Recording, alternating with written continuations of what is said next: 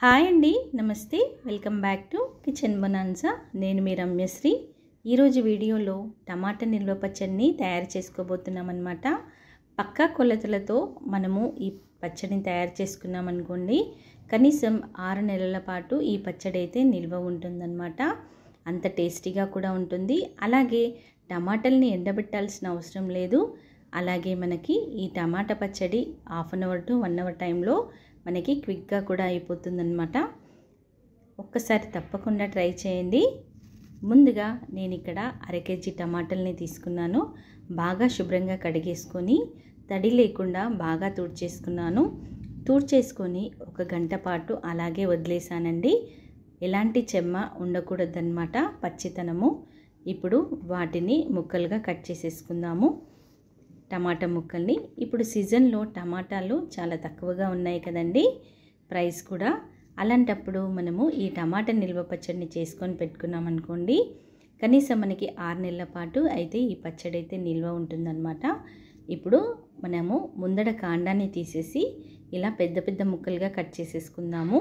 మీరు కావాలంటే ఒక టమాటాలో 6 పీసెస్ని కూడా చేసుకోవచ్చు. ఇప్పుడు టమాటా ముక్కలన్నింటినీ కట్ చేసేసుకున్నాము కదండి. ఇప్పుడు స్టవ్ వెలిగించేసి ఒక కడాయి పెట్టుకుందాము. కడాయి వేడెక్కాక 2 టేబుల్ స్పూన్ల మెంతులు వేస్తున్నానండి. మెంతుల పొడి చేయడానికి కోసం అన్నమాట పచ్చడిలోకి. ఇప్పుడు లో ఫ్లేమ్లోనే మనము మెంతులని దోరగా వేయించుకుందాము, హై ఫ్లేమ్లో కాదండి. ఇప్పుడు 1/2 కేజీ టమాటాలకి 2 టేబుల్ స్పూన్ల మెంతులు అయితే కరెక్ట్గా సరిపోతాయండి. అలాగే 1 టేబుల్ స్పూన్ ఆవాలు, వీటిని కూడా ఒక 2 నిమిషాల పాటు వేయించుకుందాము. ఇప్పుడు 1 టేబుల్ స్పూన్ జీలకర్ర అండి. వీటినన్నింటినీ కూడా దోరగా వేయించుకొని పొడి చేసి పక్కన పెట్టుకుందామండి. 1/2 కేజీ పచ్చడికి ఈ కొలతలండి అన్నమాట. మీరు క్వాంటిటీని ఎక్కువగా చేసుకోవాలనుకుంటే డబుల్ క్వాంటిటీలో వేసుకోండి. ఇప్పుడు ఒక 2 నిమిషాల పాటు వీటిని వేయించుకున్నాం కదా, చూసారు కదా, మంచి కలర్ వచ్చేసింది. ఇప్పుడు దీనిని ఒక ప్లేట్లో వేసుకొని చల్లారనిచ్చుకుందాము. అలాగే అదే కడాయిలోకి ఆయిల్ని వేయకుండా మనం కట్ చేసుకున్న టమాటా ముక్కలన్నిటిని కూడా వేసేసుకుందాము. అలాగే దీంట్లోకి సరిపడా చింతపండు అండి. 1/2 కేజీ టమాటాలకి ఒక 50 గ్రామ్స్ చింతపండు అయితే కరెక్ట్గా సరిపోతుందన్నమాట. మీరు క్వాంటిటీని పెంచుకుంటే కేజీ వరకు అనుకుంటే 100 గ్రామ్స్ వేసుకోండి, దీనికి డబల్ అన్నమాట. అలాగే చింతపండు మనకి కొత్తది ఉంటే చాలా టేస్టీ బాగుంటుందండి. పాత చింతపండు కంటే కొత్త చింతపండు పుల్లగా కూడా ఉంటుంది, అలాగే మనకి నిల్వ కూడా ఉంటుందన్నమాట. అలాగే రెక్కలు అలాగే పీచుని కూడా తీసేసేయండి, పిక్కలు పీచుని తీసేసి వేసేసుకోండి. ఇప్పుడు 1/2 టీ స్పూన్ పసుపుని యాడ్ చేసేసుకుందాము. ఇప్పుడు ఇదంతా కూడా ఒకసారి బాగా కలిపేసుకొని మూత పెట్టేసి మధ్య మధ్యలో కలుపుతూ టమాటా ముక్కలు ఇంకా చింతపండు కూడా మెత్తబడేంత వరకు ఉడికించుకుందాము. ఆయిల్ వేయట్లేదండి, డైరెక్ట్గా నేను ఇక్కడ ఉడికించేసుకుంటున్నాను. మూత పెట్టేసి కనీసము ఒక 5 నిమిషాల టైం అయితే మనకి పడుతుందన్నమాట ఇవన్నీ ఉడకడానికి. చూసారు కదండి, టమాటా ముక్కలు అలాగే చింతపండు కూడా మనకి మంచిగా మెత్తగా ఉడికిపోయాయి, చూసారు కదా. ఇప్పుడు మూత పెట్టకుండా ఇవన్నీ కూడా మనకి ఉడికేంత వరకు ఉడికించుకుందాము. దాంట్లోంచి నీళ్ళు మొత్తం ఆవిరైపోయేంత వరకు. ఇదంతా కూడా ఒక గుజ్జులాగా రావాలండి, అప్పుడే మనకి టమాటా పచ్చడి అనేది బాగా వస్తుందన్నమాట. చూసారు కదండి, ఈ విధంగా అయితే ఉడికించుకోవాలి. ఇంకా కొంచెం వాటర్ ఉన్నాయి కాబట్టి మరో 2 నిమిషాల పాటు తింపుతూ మాడనివ్వకుండా లో ఫ్లేమ్లోనే మనము ఈ టమాటాని ఇంకా కాస్త ఉడికించుకుందాము. చాలా ఫాస్ట్గా అయిపోతుందండి. 6 నెలల వరకు అయితే మనకి నిల్వ ఉంటుంది. వేడివేడి అన్నంలోకి నెయ్యి కానీ నూనె కానీ వేసుకొని తిన్నారనుకోండి, చాలా బాగుంటుంది. చూసారు కదండి, ఈ విధంగా అయితే మనకి రావాలన్నమాట.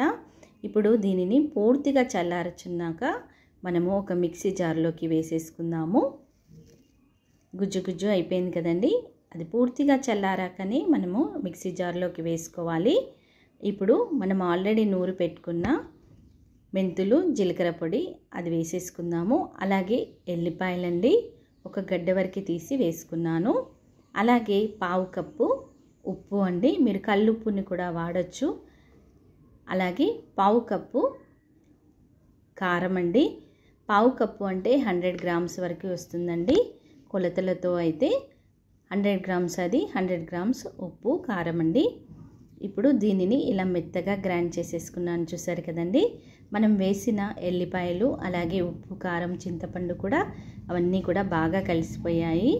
ఇప్పుడు కడాయి పెట్టుకొని కడాయి వేడెక్కాక 1 కప్పు వరకు ఆయిల్ని యాడ్ చేసుకున్నానండి. దాదాపుగా పావు కేజీ వేసాను ఆయిల్ మంచిగా హీట్ ఎక్కాక 1 టేబుల్ స్పూన్ శనగపప్పు, 1 టేబుల్ స్పూన్ పెసరపప్పు, అలాగే 1 టేబుల్ స్పూన్ ఆవాలు, 1 టేబుల్ స్పూన్ జీలకర్రని వేసుకుందాము.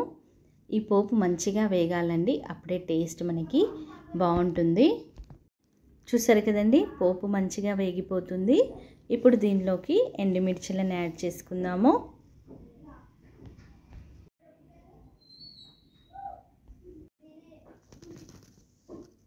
ఇప్పుడు పోపు వేగిపోయింది కదండి, దీంట్లోకి మనము ఎండుమిర్చిలను యాడ్ చేసేసుకుందాము. చాలా క్విక్గా అయిపోతుందండి, తొందరగా అయిపోతుంది ఈ పచ్చడి. మీరు కూడా ఒకసారి తప్పకుండా ట్రై చేయండి. అలాగే ఛానల్ చాలామంది చూస్తున్నారు వీడియోస్, కానీ ఎవరు మాత్రం సబ్స్క్రైబ్ చేయట్లేదండి. ఇప్పుడు ఎండుమిర్చిలను కూడా వేసుకున్నాం కదా, ఒక 10 వరకు వెల్లుల్లి రెవ్వల్ని కచ్చపక్కగా దంచేసి వేసేసుకుందాము. ఇది కాస్త వేగిపోయాక 1 గుప్పెడు వరకు కరివేపాకును వేసుకుందామండి.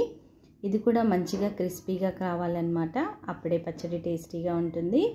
ఇప్పుడు మనము ఆల్రెడీ చల్లార్చుకున్న గ్రైండ్ చేసుకున్న పచ్చడి ఉంది కదండి, అదంతా కూడా ఈ పోపులోకి వేసేసుకొని ఒక 5 నుంచి 10 నిమిషాల పాటు తిప్పుతూ మనము ఈ పచ్చడిని అంతా కూడా ఉడికించుకుందాము. చూసారు కదండి, పోపు మంచిగా వేగిపోయింది. ఇప్పుడు దీంట్లోకి మనం రుబ్బి పెట్టుకున్న పచ్చడిని అంతా కూడా వేసుకుందాము. ఇప్పుడు ఏదైనా టేస్ట్ తక్కువగా ఉంటే చూసి యాడ్ చేసి వేసేసుకోండి. నాకైతే ఇక్కడ అన్నీ పర్ఫెక్ట్గా సరిపోయాయి అన్నమాట. మనం వేసిన ఉప్పు కారము అలాగే చింతపండు కూడా కరెక్ట్గా సరిపోయింది.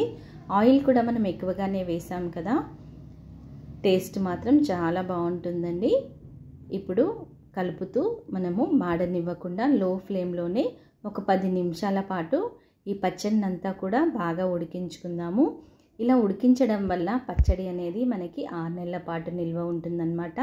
చాలామంది ఇలా చేయకుండా అలాగే డైరెక్ట్గా పోపు పెట్టేసి ఉంచుకుంటారు. అలా చేయకండి. 6 నెలల పాటు మనకి నిల్వ ఉండాలంటే ఈ పచ్చడిని ఇలా ఉడికించుకుంటేనే మనకి నిల్వ ఉంటుందన్నమాట. చూసారు కదండి, పోపులోకి ఇదంతా కూడా బాగా కలిసిపోయింది. పచ్చడి కూడా మంచిగా మనకి దగ్గర పడింది, చూసారు కదా, ఆయిల్లో మంచిగా కలిసిపోయింది. ఇప్పుడు స్టవ్ ఆఫ్ చేసేసుకొని మనము పూర్తిగా చల్లారిపోయాక ఒక సీసాలో కానీ లేదంటే ఒక డబ్బాలో కానీ వేసుకొని స్టోర్ చేసుకుంటే సరిపోతుందండి.